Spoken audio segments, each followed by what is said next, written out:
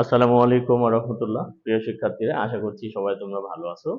ধারাবাহিক আলোচনায় আমরা পড়াচ্ছিলাম এইচএসসি বায়োলজি দ্বিতীয় অধ্যায় অর্থাৎ কোষ বিভাজন অধ্যায়।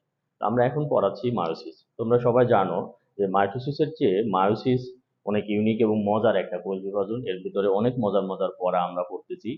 তো এই মায়োসিস কোষ বিভাজনের আলোচনায় আমরা একটা ব্যাপারে দেখছি যে ভিন্ন ভিন্ন জীবে ভিন্ন ভিন্ন সময় মায়োসিস ঘটে। সকল জীবে একই রকম সময়ে মায়োসিস ঘটে না। তো ভিন্ন ভিন্ন জীবে যেহেতু ভিন্ন ভিন্ন সময় মায়োসিস ঘটে, তার উপর ভিত্তি করে আমরা মায়োসিসকে তিন ভাগে ভাগ করছি: টার্মিনাল মায়োসিস, স্পোরিক মায়োসিস এবং জাইগোটিক মায়োসিস।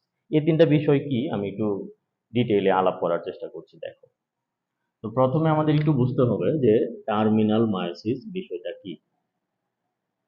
আমি একটু লিখে নিই, টার্মিনাল মায়োসিস। দুই নাম্বারটা আমরা কি পড়বো? দুই নম্বরে আমরা পড়বো স্পোরিক মায়োসিস। তিন নম্বরে আমরা কি পড়বো? তিন নম্বরে আমরা পড়বো জাইগোটিক জাইগোটিক মায়োসিস। তো আমি একটু এভাবে নাম্বারিং করে রাখলাম, ঠিক আছে? তো আমাকে এখানে প্রথমেই এই টার্মিনাল শব্দটার অর্থ বুঝতে হবে। টার্মিনাল মানে কি? ধর আমরা বলি না বাস টার্মিনাল, তাহলে টার্মিনাল মানে কি? বাসটা সর্বশেষ যে জায়গায় গিয়ে থেমে যাচ্ছে। তো টার্মিনাল শব্দের অর্থ হলো সমাপ্তি বিন্দু। টার্মিনাল শব্দের অর্থ কি? সমাপ্তি সমাপ্তি বিন্দু। টার্মিনাল সমাপ্তি বিন্দু। আচ্ছা, এটা কোথায় ঘটবে? এটা প্রথমে আমাদের জানতে হবে। এই টার্মিনাল মায়োসিসটা ঘটবে উন্নত প্রাণীতে। তাহলে বলতে পারি এটা আমাদের দেহে ঘটবে, হ্যাঁ। আর উন্নত প্রাণীগুলা ডেফিনেটলি তোমরা সবাই জানো, উন্নত প্রাণীগুলা কি হয়? উন্নত প্রাণীগুলা ডিপ্লয়েড হয়। ডিপ্লয়েড মানে কি? অবশ্য এদের মধ্যে দুই সেট ক্রোমোজোম থাকবে, এটা তোমরা সবাই জানো। তাহলে টার্মিনাল মায়োসিস কোথায় ঘটবে? আমরা বলবো উন্নত প্রাণীতে ঘটবে। আমি একটু তিনটা একসাথে কম্পেয়ার করে পড়াই, দেখো তোমার পড়াটা সহজ লাগবে। তাহলে স্পোরিক মায়োসিসটা কোথায় ঘটবে? এখানে আবার শব্দটা বুঝতে হবে, এখানে আসলে স্পোর বলতে কি বোঝাচ্ছে। এখানে আসলে স্পোর বলতে রেণু বোঝাচ্ছে। স্পোর বলতে কি বোঝাচ্ছে? রেণু। তো আসলে রেণু কার তৈরি হয় অলরেডি তোমরা অনেকে বুঝে ফেলছো, এটা উদ্ভিদের মধ্যে ঘটবে। তাহলে স্পোরিক মায়োসিস আমরা কোথায় ঘটবে বলবো? স্পোরিক মায়োসিসটা হবে উদ্ভিদে। স্পোরিক মায়োসিস এটা আমরা বলতে পারি উন্নত উদ্ভিদে ঘটবে। অনুন্নত উদ্ভিদের মধ্যেও আমরা পাবো। তো উন্নত উদ্ভিদ মানে আবারও আমরা লিখে ফেলি, উন্নত উদ্ভিদ মানে কি? অবশ্যই সেটা ডিপ্লয়েড হবে। উন্নত উদ্ভিদ মানে অবশ্যই সেটা ডিপ্লয়েড হবে। আর ডিপ্লয়েড মানে তোমরা জানো এটা টিএন বা হ্যাপ থাকবে। এই ব্যাপারগুলো তো তোমাদের আসলে জানা কথা। এটাতে আমরা একটু পরে আসতেছি। তো টার্মিনাল তাহলে উন্নত প্রাণীতে, স্পোরিক এটা উন্নত উদ্ভিদ। আচ্ছা, তো এটা কখন ঘটবে? আমরা বলবো এটা নিষেকের পূর্বে ঘটবে। নিষেকের পূর্বে। তোমরা নিষেক ব্যাপারটা অবশ্যই বুঝো, যে শুক্রাণু ডিম্বাণুর মিলনকে আমরা নিষেক বলি। এই নিষেকের পূর্বে এই টার্মিনাল মায়োসিসটা ঘটবে। তাহলে স্পোরিক মায়োসিসটা কখন ঘটবে? আমরা বলবো এটাও নিষেকের পূর্বে ঘটবে। এটাও নিষেকের পূর্বে ঘটবে। এটা আসলে কোথায় ঘটবে? এটা আসলে খেয়াল করো, শুক্রাশয় বা ডিম্বাশয়ে ঘটবে। শুক্রাশয় বা ডিম্বাশয় ঘটবে। আমি একটু এভাবে বোঝানোর চেষ্টা করছি। দেখো, ধরো এটা একটা বডি, মানুষের শরীর। তো মানুষের আমরা যদি এটাকে মেল চিন্তা করি, তো এই জায়গাতে এরকম দুটা টেস্টিস বা অন্ডকোষ থাকে, যাকে আমরা কি বলি? শুক্রাশয়। এই শুক্রাশয়ের ভিতরে এই টার্মিনাল মায়োসিসটা ঘটবে। আর তার ফলে এখান থেকে কি তৈরি হবে? আমরা বলবো এখান থেকে শুক্রাণু তৈরি হবে। এখান থেকে কি হবে? শুক্রাণু তৈরি হবে। আমরা জাস্ট এরকম করে বুঝি, এটা ধরো একটা শুক্রাণু। তাহলে এই যে শুক্রাণু তৈরি হলো শুক্রাশয়ের ভিতরে, এখানে এই মায়োসিস বিভাজনটা ঘটছে। এখন এটাকে টার্মিনাল বলা হচ্ছে কেন? দেখো, টার্মিনাল বলার দুটা কারণ। এক নম্বর কারণ হচ্ছে এই যে শুক্রাশয়ের মধ্যে যে জনন মাতৃকোষ আছে, শুক্রাশয় তো একটা জননাঙ্গ। এই শুক্রাশয়ের মধ্যে যে জনন মাতৃকোষ আছে, ওই জনন মাতৃকোষের মধ্যে যখন এর মায়োসিস বিভাজনটা ঘটে শুক্রাণু তৈরি হলো, এরপরে এই শুক্রাণুতে আর মায়োসিস ঘটবে না। তাহলে সমাপ্তি বিন্দুতে মায়োসিসটা ঘটলো না, টার্মিনাল, এরপরে তো আর ঘটছে না। এরপরে আর ঘটছে না কেন? তোমরা এটাও সবাই জানো। দেখো আমি আরেকবার রিপিট করছি, এই শুক্রাশয় বা ডিম্বাশয় এটা হলো জননাঙ্গ। এই জননাঙ্গর ভিতরে কি আছে? জনন মাতৃকোষ আছে। জনন মাতৃকোষ গুলা কেমন হয়? আমরা বলবো 2n বা ডিপ্লয়েড হয়। তো ওই জনন মাতৃকোষের ভিতরে মায়োসিসের ফলে যে শুক্রাণুটা তৈরি হবে, মায়োসিস তো হ্রাসমূলক বিভাজন, তো তার ফলে এই শুক্রাণুগুলো অবশ্যই কি হবে? এন বা হ্যাপ্লয়েড হবে। তো এন বা হ্যাপ্লয়েড হলে কি এখানে আবার মায়োসিস ঘটানো সম্ভব? আর তো মায়োসিস ঘটানো সম্ভব না, কারণ মায়োসিস তো হ্রাসমূলক। এখানে যদি আমি আবার মায়োসিস ঘটাই তাহলে ক্রোমোজোম n/2 হবে, এটা তো সম্ভব না। তাহলে এখানে যে মায়োসিসটা ঘটলো এটাই টার্মিনাল, এটাই সমাপ্তি বিন্দু, এরপরে আর ঘটবে না। তাই এ ধরনের মায়োসিসকে আমরা কি বলতেছি? Terminal meiosis. আরেকটা বিষয় হচ্ছে, এই যে শুক্রাণু যে তৈরি হয়ে গেল, এটা তো এখন এই দেহে আর থাকবে না, এটা অন্য আরেকটা দেহের ডিম্বাণুর সাথে মিলে জাইগোট তৈরি করবে। তাহলে এটাই এই দেহের শেষ অবস্থা, টার্মিনাল অবস্থা। এই জন্য এটাকে বলা হচ্ছে টার্মিনাল মায়োসিস। দেখো আমি আরেকবার বলে দিচ্ছি, টার্মিনাল মানে কি? সমাপ্তি বিন্দু। তো এটা কোথায় ঘটবে? উন্নত প্রাণীতে। হ্যাঁ, কিছু উদ্ভিদেও এটা ঘটে। আজিবুর স্যারের বইয়ে একটা তথ্য বলা আছে, উন্নত প্রাণীতে এটা ঘটে এবং কিছু উদ্ভিদের মধ্যে এই প্রসিডিউরটা ঘটে। তো আমরা পড়ার সুবিধার্থে মনে মনে চিন্তা করব, এটা প্রাণীতে হচ্ছে, এটা উদ্ভিদে হচ্ছে, তাহলে পড়াটা তোমার সহজে মনে থাকবে। তো এটা উন্নত প্রাণীতে হলো, তাহলে উন্নত প্রাণী মানে কি? অবশ্যই ডিপ্লয়েড। তো ডিপ্লয়েডের মধ্যে কখন ঘটবে? আমরা বলবো নিষেকের পূর্বে ঘটবে। তো নিষেকের পূর্বে কোথায় ঘটবে? আমরা বলবো শুক্রাশয় বা ডিম্বাশয়ে ঘটবে। আচ্ছা, এই শরীরটাকে যদি আমরা একটু ফিমেল চিন্তা করি, তাহলে আমরা জানি এই জায়গাতে দুটা ডিম্বাশয় থাকে। তাহলে ডিম্বাশয় কি? আবারও জননাঙ্গ। এর ভিতরে কি আছে? জনন মাতৃকোষ আছে। ওই জনন মাতৃকোষের মায়োসিস ঘটবে, আর তার ফলে ডিম্বাণু তৈরি হবে। তার ফলে ডিম্বাণু তৈরি হবে। ধরো এটা ডিম্বাণু, তাহলে ডিম্বাণুতে তো এন।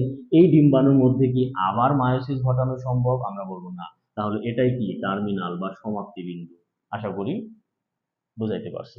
আচ্ছা, এখন ব্যাপারটা খেয়াল করা, তোমরা সবাই জানো যে এই শুক্রাণু আর এই ডিম্বাণু যখন মিলন ঘটবে ওটাকে আমরা বলি নিষেক। তাহলে এখানে যে এই মায়োসিস বিভাজনটা ঘটতেছে, শুক্রাণু ডিম্বাণুটা এখনো মিলন ঘটেইনি, মানে নিষেক তো হয়নি। তাহলে এখানে যে মায়োসিসটা ঘটলো এটা কি নিষেকের পূর্বে না? এটা তো নিষেকের পূর্বে। ক্লিয়ার? আর কিছু জানার দরকার নাই। টার্মিনাল মায়োসিস, তিনটা কথা মনে রাখলে হচ্ছে। টার্মিনাল মায়োসিস কোথায় ঘটবে?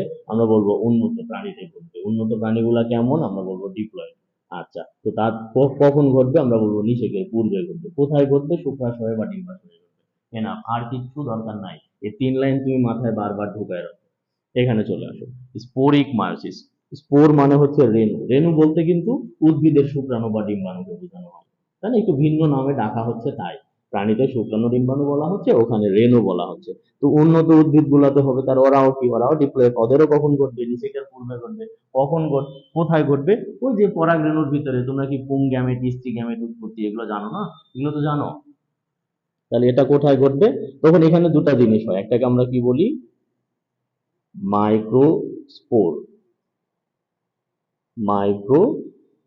মাইক্রোস্পোরকে আমরা কি বলি? পুং রেণু বলি। মাইক্রোস্পোরকে আমরা কি বলি? সরি, মাইক্রোস্পোরকে আমরা বলি পুং রেণু। পুং রেণু মানে কি? ওই শুক্রাণুর মতো পুং রেণু। এখানে একটু খেয়াল রাখবা, তোমরা সবাই জানো উদ্ভিদের ক্ষেত্রে যে পুং রেণুগুলা ছোট হয়, তাই তাকে আমরা কি বলি? মাইক্রোস্পোর বলি। তাহলে পুং রেণু বা মেগাস্পোর বলতে পারি আমরা। মেগাস্পোর মানে কি? এটাও তোমরা জানো। মেগাস্পোর মানে তাহলে কি? স্ত্রী রেণু। স্ত্রী রেণু। এই যে জিনিসগুলো কিন্তু সবাই কি? এই জিনিসগুলো কিন্তু সবাই হ্যাপ্লয়েড। তাহলে মাইক্রোস্পোর এবং মেগাস্পোর তৈরির সময় এই ঘটনা ঘটে। বলো, মাইক্রোস্পোর এবং মেগাস্পোর তৈরির সময় স্পোরিক মায়োসিসটা ঘটে। তো যেই না মাইক্রোস্পোর মেগাস্পোর তৈরি হবে, এদের মধ্যে তো আর আমরা ঘটাতে পারবো না, অলরেডি এরা এন সংখ্যক ক্রোমোজোম মানে এক সেট ক্রোমোজোম ধারণ করছে। আশা করি ব্যাপারটা বুঝাইতে পারছি। আমরা মশ বর্গীয় এবং ফার্ন বর্গীয় উদ্ভিদগুলোকে কিন্তু উন্নত বলি না, কিন্তু তাদের মধ্যে এই স্পোরিক মায়োসিসটা হয়। তা আমরা এই কথাটাও এখানে আনতে পারবো, সমস্যা নাই, যে মশ বর্গীয় ফার্ন বর্গীয়দের মধ্যেও এটা হবে। ঠিক আছে, মশ বর্গীয় ফার্ন বর্গীয়দের মধ্যেও স্পোরিক মায়োসিসটা হবে। আর উন্নত উদ্ভিদে তো হবেই। ব্যাস, এখান থেকে আর কিছু জানার দরকার নেই। জাইগোটিক মায়োসিসটা এটা একটু ডিফারেন্ট কাহিনী। এটা আমরা বলতে পারি এটা হলো নিম্ন শ্রেণীর। আমি এই জায়গাটি একটু মুছে দিই, হ্যাঁ, আমার একটু জায়গা লাগবে। তো জাইগোটিক মায়োসিসটা আমি একটু আলাদা বুঝে দেখো, ও এটাও কিন্তু নিষেকের পূর্বেই ঘটবে। এখন খেয়াল করো 3 নাম্বার যেটা আমরা পড়াতে চাচ্ছিলাম কি? Zygotic meiosis. জাইগোটিক মায়োসিস, তো নাম দেখেই তো বোঝা যাচ্ছে এটা জাইগোটে ঘটবে। জাইগোটিক মায়োসিস কোথায় ঘটবে? এটা জাইগোটে ঘটবে। তাহলে জাইগোট গুলা কি? ডিপ্লয়েড। জাইগোট গুলা কি? ডিপ্লয়েড। এখন কথা হচ্ছে, আমরা তো সাধারণত জানি যে জাইগোট গঠন হয়ে গেলে বারবার শুধু মাইটোসিস ঘটে, জাইগোটের পরে কিন্তু আর মায়োসিস ঘটার কথা না। কিন্তু এখানে আমরা দেখতেছি যে জাইগোটের পরে মায়োসিস ঘটবে, তার মানে এটা উন্নত জীবের মধ্যে না। তাহলে জাইগোটিক মায়োসিস কোথায় ঘটবে? আমরা বলবো জাইগোটে ঘটবে। কাদের ক্ষেত্রে ঘটবে? তো আমরা বলবো অনুন্নত জীব। কাদের ক্ষেত্রে ঘটবে? অনুন্নত জীব। এখন ব্যাপারটা দেখো, জীব বলতে তো আমরা আসলে দুটা জিনিস বুঝি, উদ্ভিদকেও বুঝি, প্রাণীকেও বুঝি, তাই না? তো অনুন্নত জীব, এখানে তাহলে কে কে আছে? উদ্ভিদও আছে, প্রাণীও আছে। তো উদ্ভিদ কারা কারা আছে? তা আমরা বলবো কিছু ছত্রাক এর মধ্যে আছে, আর কিছু শৈবাল এর মধ্যে আছে। তোমাদের বইয়ে কিছু নাম আছে, যেমন উলুথ্রিক্স, স্পাইরোগাইরা, নামগুলো একটু পরে মুখস্থ করে নিও। শৈবালগুলোর নাম উলুথ্রিক্স, স্পাইরোগাইরা, এই শৈবালের মধ্যে এরা হবে। তো প্রাণীর মধ্যে কার হবে? প্রাণীর মধ্যে আমরা অণুজীব অধ্যায় করতে গিয়ে দেখব যে ম্যালেরিয়ার যে জীবাণু আছে, ম্যালেরিয়ার জীবাণুতে আমরা এটা পাবো। আচ্ছা, একটু খেয়াল করো, এই জাইগোটিক মায়োসিস মানে কি? আমরা বলবো যে মায়োসিসটা জাইগোটের মধ্যে ঘটবে।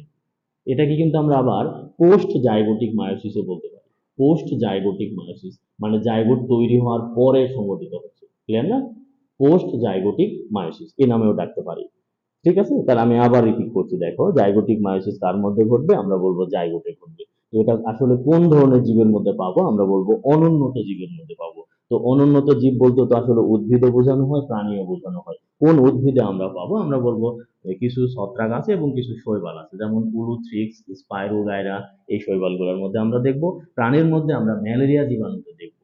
তাহলে যেহেতু বিভাজনটা, কোষ বিভাজনটা জাইগোট তৈরি হওয়ার পরে ঘটতেছে, তাই আমরা একে কি বলবো? Post zygotic meiosis. তো আসলে এরকমটা কেন হয় একটু দেখো। আমরা একটু শৈবাল নিয়ে কথা বলি। ধরো এটা একটা শৈবাল, এটা শৈবাল, আর এটা শৈবালের এক একটা কোষ। এটা শৈবালের এক একটা কোষ। তো ধরো এটা হলো পুরুষ শৈবাল। আমি জাস্ট তোমাদের মজা করে বোঝানোর জন্য বলতেছি, ধরো এটা হলো পুরুষ শৈবাল, ঠিক আছে? তো এই পুরুষ শৈবালের প্রত্যেকটা কোষ কি তোমরা জানো? এই পুরুষ শৈবালের প্রত্যেকটা কোষ কিন্তু হ্যাপ্লয়েড। মানে পুরুষ শৈবাল যে জীবটা, এই জীব নিজেই হ্যাপ্লয়েড। আচ্ছা, পাশে চিত্র আবার একটু দেখো, ধরো এটা হলো স্ত্রী শৈবাল। তাহলে স্ত্রী শৈবালে আমরা একটু চুল দিয়ে দিই। ধরো এটা স্ত্রী শৈবাল। তো এই স্ত্রী শৈবালেরও এই প্রত্যেকটা কোষ কি তোমরা জানো? এই প্রত্যেকটা কোষ কিন্তু হ্যাপ্লয়েড। অর্থাৎ শৈবালের প্রত্যেকটা কোষ হ্যাপ্লয়েড। আর হ্যাপ্লয়েড বিধায় তো সে কি? অনুন্নত জীব। হ্যাপ্লয়েড বিধায় সে কি? অনুন্নত জীব। আমাদের দেহকোষের প্রত্যেকটা কোষ কিন্তু ডিপ্লয়েড, তাই আমরা উন্নত। আর এদেরটা হলো হ্যাপ্লয়েড। ঠিক আছে? এখন আমরা এই পুরুষ শৈবালের মধ্যে যদি একটা শুক্রাণু তৈরি করতে চাই, তাহলে এখানে আমরা কি বিভাজন করব বলতো? এই পুরুষ শৈবালের মধ্যে যদি আমরা একটা শুক্রাণু তৈরি করতে চাই, আমি কি এখানে মায়োসিস বিভাজন করতে পারবো? আমরা কিন্তু জানি যে মায়োসিস হলো হ্রাসমূলক বিভাজন। এ তো অলরেডি এন, হ্রাস করলে n/2, এটা কখনোই সম্ভব না। আর শুরুর দিক থেকে আমি একটা লাইন তোমাদের বারবার পড়াইছি যে ডিপ্লয়েড ছাড়া মায়োসিস ঘটবে না। ডিপ্লয়েড ছাড়া মায়োসিস ঘটবে না। আবার বলো, ডিপ্লয়েড ছাড়া মায়োসিস ঘটবে না। ডিপ্লয়েড কোষ লাগবেই। তো এটা যেহেতু হ্যাপ্লয়েড, তার মানে এখানে আমরা মায়োসিস ঘটাবো না। এখানে আমরা কি ঘটাবো? মাইটোসিস ঘটাবো। কি ঘটাবো? মাইটোসিস। তাহলে এই যে পুরুষ শৈবালের মধ্যে যে শুক্রাণু তৈরি হবে, এটা কোন বিভাজনের দ্বারা? আমরা বলবো এটা মাইটোসিস বিভাজনের দ্বারা। এই কনসেপ্ট কিন্তু অনেকেই বোঝে না, পরীক্ষাতে প্যাচ লাগাই দিবে, ভালো করে দেখো। আমরা পুরুষ শৈবালের মধ্যে যদি একটা শুক্রাণু তৈরি করতে চাই, ধরো আমি বোঝানোর জন্য বলতেছি, যদিও শৈবালের শুক্রাণু এরকম না, আমরা এই চিত্র দেখে অভ্যস্ত, তাই আমরা এরকমই দিলাম। আচ্ছা, দেখা যাচ্ছে কি নিচে? একটু দেখো। আচ্ছা, দেখা যাচ্ছে। তো এই যে ধরো এটা পুরুষ শৈবালের একটা শুক্রাণু, তাহলে পুরুষ শৈবালের দেহে যে শুক্রাণুটা তৈরি হলো, এটা কোন বিভাজনের দ্বারা? আমরা বলবো মাইটোসিস বিভাজনের দ্বারা। তো স্ত্রী শৈবালের দেহে, সরি, স্ত্রী শৈবালের দেহে যে ডিম্বাণুটা তৈরি হবে, এটাও কোন বিভাজনের দ্বারা হবে? আমরা বলবো মাইটোসিস বিভাজনের দ্বারা। তাহলে এই যে দেখো তো, পুরুষ শৈবালে যে শুক্রাণু হলো এটা মাইটোসিস দ্বারা, স্ত্রী শৈবালে যে ডিম্বাণুটা হলো এটাও মাইটোসিস দ্বারা। এখন এই শুক্রাণু আর ডিম্বাণু যদি আমরা মিলে দিই, এই শুক্রাণু আর ডিম্বাণু ধরো মিলে গেল, তো শুক্রাণু আর ডিম্বাণু মিললে এখানে যে কোষটা তৈরি হলো, এই জিনিসটার নাম কি? এই জিনিসটার নাম আমরা বলি জাইগোট। এই জিনিসটার নাম আমরা কি বলি? জাইগোট। তাহলে এখন বলো তো, এই যে শুক্রাণু কি ছিল? এন। ডিম্বাণু কি ছিল? এন। কারণ মাইটোসিস তো সমীকরণই, যা থাকে তাই রাখবে। তো এন এন মিলে জাইগোটটা কি হলো? আমরা বলবো জাইগোটটা 2n হলো। তো জাইগোট যদি 2n হয়, এই শৈবালেরা কি? শৈবালেরা হ্যাপ্লয়েড না?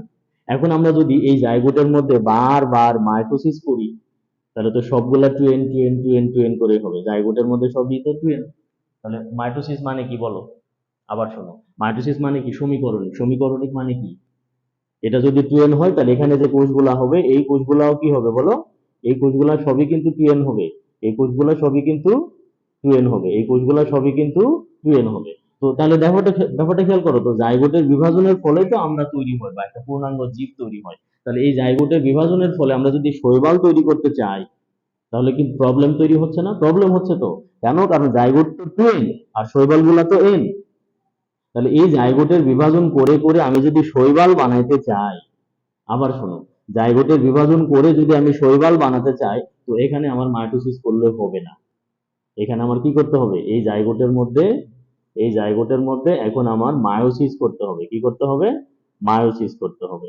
কেন মায়োসিস করতে হবে? কারণ জাইগোট তো হয়ে গেছে 2n। বলো বলো, জাইগোট তো হয়ে গেল 2n। জাইগোটটা 2n, কিন্তু আমার জিপ গুলা তো হ্যাপ্লয়েড বা n। আমার এখন 2n থেকে n এ যেতে হলো, ক্রোমোজোম আমি কমাবো। হ্রাসমূলক বিভাজন মানে কি? মায়োসিস। এখন আমি মায়োসিস করব। তাহলে মায়োসিস করলে এই একটা থেকে কটা হবে? আমরা বলবো 1 2 3 4। এরা প্রত্যেকেই n। এরা প্রত্যেকেই n। এখন এদের যদি বিভাজন বারবার চলতেই থাকে মাইটোসিসের ফলে, তখন এগুলো কি? ধরো এটা একটা শৈবাল, এটা আরেকটা শৈবাল। এখন এগুলা মাইটোসিস হবে। এখন এগুলো মাইটোসিস হবে। এখন এগুলো কি বলো? শৈবাল। এই ধরো প্রত্যেকে, এটা একটা শৈবালের বাচ্চা, এটা একটা শৈবালের বাচ্চা, এটা একটা শৈবালের বাচ্চা, এটা একটা শৈবালের বাচ্চা। জাস্ট আমি মজা করে বোঝানোর জন্য বলতেছি। কিন্তু এই জায়গায় তুমি যদি মায়োসিস না করতা, তাহলে এই যে 2n তো সবাই 2n হতো। তো এর শৈবালের যে বাপ মা ছিল n, এরা কি 2n এরকম হবে? তাহলে কি জীব বৈচিত্র্য রক্ষা পাইলো? রক্ষা পাইলো না। এই জায়গাটা কিন্তু একটু জটিল। আমি আরেকবার বলে দিই, 1 মিনিট মনোযোগ দিয়ে শোনো। তো জাইগোটিক মায়োসিস কোথায় ঘটবে? আমরা বলবো জাইগোটে ঘটবে। তো তখন প্রথম তোমার ডাউট লাগা উচিত, আসলে জাইগোট তৈরি হওয়ার পরও তো আর মায়োসিস ঘটে না। হ্যাঁ, এটা সত্য। জাইগোটের পরে আর মায়োসিস ঘটে না, এটা উন্নত জীবের ক্ষেত্রে। তো এরা তো উন্নত না, এরা অনুন্নত। আমরা বলবো দেখো, জাইগোটিক মায়োসিস কোথায় ঘটবে? আমরা বলবো জাইগোটে। কাদের ক্ষেত্রে? অনুন্নত জীবে। অনুন্নত জীব বলতে অনুন্নত উদ্ভিদ কোনটা? আমরা বলবো শৈবাল এবং কিছু ছত্রাক আছে। আর প্রাণী বলতে কাকে বুঝবো? আমরা ম্যালেরিয়া জীবাণুকে বুঝবো। এদের মধ্যে আসলে হবে কি? আমরা বলবো এরা জীব হিসাবে আসলে হ্যাপ্লয়েড। এরা জীবই হ্যাপ্লয়েড, তাই এরা অনুন্নত। তো হ্যাপ্লয়েড জীবের মধ্যে যদি আমি শুক্রাণু ডিম্বাণু তৈরি করতে চাই, তাহলে মাইটোসিস দিয়ে করব। তো দেখো, এই যে জনন কোষ, জনন কোষ কিন্তু মাইটোসিসের ফলেও তৈরি হয়। আচ্ছা, তো এই যে শুক্রাণু ডিম্বাণু মিলে যে জাইগোটটা করলাম, জাইগোটটা তো 2n। জাইগোটটা 2n না? জাইগোটটা 2n। এখন এই জাইগোটের বারবার বিভাজনের ফলে যদি আমি আবার পূর্ণাঙ্গ জীব শৈবাল তৈরি করতে চাই, তাহলে তো এটা 2n থেকে যাবে, কিন্তু শৈবাল গুলা তো 2n না। তাই এই জায়গাতে আমার কি করতে হবে? মায়োসিস করতে হবে। তো দেখো, এই যে মায়োসিসটা হলো জাইগোটের পরে না? আগের দুটাতে আমরা কি দেখছিলাম? টার্মিনাল মায়োসিস কি দেখছিলাম? এটা নিষেকের পূর্বে। স্পোরিক মায়োসিস কি দেখছিলাম? নিষেকের পূর্বে। আর জাইগোটিক মায়োসিস কি দেখতেছি? নিষেকের পরে। আশা করি আমি ব্যাপারটা বুঝাতে পারছি। তারপরে একটু বই রিডিং পড়ো, আর যারা বই রিডিং পড়বা তারা একসাথে 3টা বই পড়বা। আবুল হাসান স্যারের বইটা পড়বা, মাজেদা বেগমের বইটা পড়বা, আজিবুর রহমান স্যারের বইটা পড়বা। আজিবুর স্যারের বইটা পড়বা, দেখবা আরেকটু তাড়াতাড়ি তোমার ক্লিয়ার হবে। তো 3টা বই পড়ো, ক্লাসটা দেখো, তারপরে প্রবলেম হলে আমাকে জানাও, আমি আবার আলাপ করবো ইনশাল্লাহ। তো ঠিক আছে, ভালো থেকো। আসসালামু আলাইকুম।